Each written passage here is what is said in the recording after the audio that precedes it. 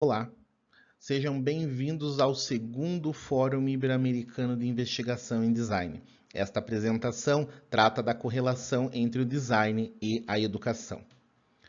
Eu sou o Wellington Fernando Aquino, mestrando em Educação e Novas Tecnologias pelo Centro Universitário Internacional Uninter, no Brasil. O meu orientador é o professor doutor Alceli Ribeiro Alves. Esta pesquisa, ela visa apresentar os pressupostos que ligam o design à educação, norteada pela metodologia IBS, Issue Based Information System, que visa mapear uma temática através de perguntas e respostas fundamentadas na literatura científica. Ao longo dessa investigação, para correlacionar os campos da educação e do design, nós investigamos, analisamos diversas aplicações do design e educação no Brasil e no mundo. E todos os modelos analisados, eles apresentam uma habilidade transversal humana, a metacognição. A nossa capacidade inata de refletir sobre a nossa própria cognição, de poder refletir sobre a nossa própria memória, captar dados, informações e gerar resultados, gerar artefatos para cumprir determinado papel, determinado resultado. Porém, a metacognição é um processo subjetivo do ser humano.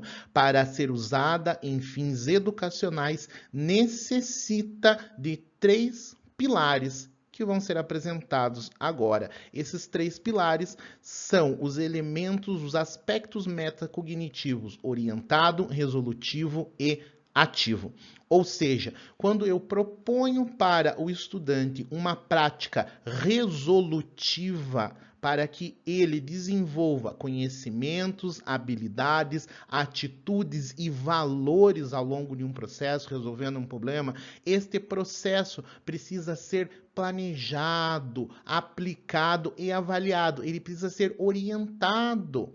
Então, o aspecto resolutivo está se referindo ao educando, enquanto o aspecto orientado se refere ao educador. Já o aspecto ativo, ele engloba ambos, ele engloba o nosso processo de ensino e aprendizagem, principalmente se referenciando a avaliação, onde não devemos avaliar os resultados, o artefato final produzido, devemos avaliar o processo de fazer, pesquisar, criar, desenvolver. Para tanto, ao final da pesquisa, propusemos um fluxograma, ao qual chamamos de fluxograma Dewell, que apresenta a classificação e avaliação das relações de design. No seu primeiro nível, ele tem a classificação por integração, ou seja, se essa relação entre design e educação está cumprindo os elementos metacognitivos, se ela é resolutiva, se ela é orientada. Se ela não é orientada, então eu preciso buscar lá na formação docente, lá na educação, elementos didáticos para que ela seja orientada. Se ela não é ativa, eu busco elementos do design, de pesquisa desk, de desenvolvimento projetual para que ela seja ativa. E todos esses elementos vão cair dentro do artefato, ao nosso segundo nível de classificação. Os artefatos, eles podem ser utilizados, desenvolvidos por um educador ou pelos educandos ou oferecidos de modo institucional, mas esses artefatos são classificados de 3 formas. Os artefatos que são tangíveis físicos, como um livro, os artefatos que não são tangíveis, mas acessados por tecnologias digitais, como um e-book, que é acessado através de um Kindle, por exemplo.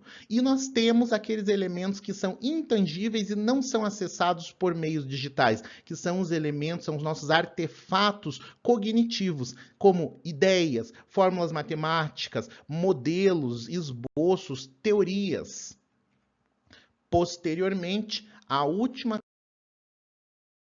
classificação é a classificação metodológica, que orienta como essa relação de design e educação está sendo feita. Se ela não é interdisciplinar, então essa relação de design e educação está sendo realizada de forma profissional, um treinamento para criar novos designers. Já se ela é interdisciplinar, ela tem uma troca equivalente entre os campos da educação e do design, então ela tem duas possibilidades. A mais comum é o ensino por meio do design, o ensino por meio de elementos do design que vão potencializar a educação. Então, um livro bem diagramado para crianças, aplicado no ensino infantil. Eu estou fazendo uso de um artefato desenvolvido para aquele fim, naquela finalidade. Isto é o ensino potencializado por meio de artefatos de design. Já se o ensino e o design, eles já estão previstos essa relação desde o seu planejamento, na sua aplicação, na sua avaliação, então isso é ensino através do design, muito comum em aprendizagens baseadas em problemas, baseadas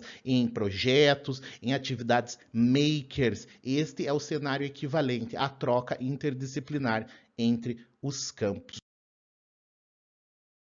Ao fim da pesquisa, nós identificamos a necessidade de propor à formação docente esse conhecimento para que tenhamos a aplicação nos diferentes níveis de ensino e perspectivas diversas da educação brasileira. Também almejamos que o fluxograma proposto seja integrado além da educação, ele seja uma integração entre design e vários outros campos.